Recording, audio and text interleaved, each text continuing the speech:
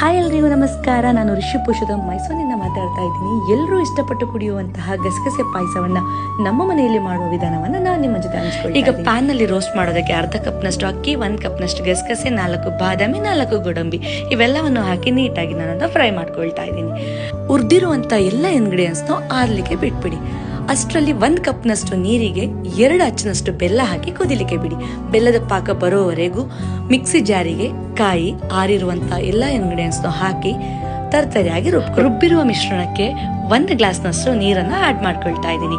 ಈಗ ಇನ್ನೊಂದು ಪ್ಯಾನನ್ನು ಇಟ್ಟು ಬೆಲ್ಲದ ಪಾಕ, ರುಬ್ಬಿರುವ ಮಿಕ್ಸ್ಚರ್, ಹಾಗೆ 2 ಸ್ಪೂನ್ನಷ್ಟು ತುಪ್ಪ, ಒಣಶುಂಠಿ ಪೌಡರ್, ಏಲಕ್ಕಿ ಇವೆಲ್ಲವನ್ನು ಹಾಕಿ 15-20 ನಿಮಿಷ ಮತ್ತೆ ಕುದಿಸಿ.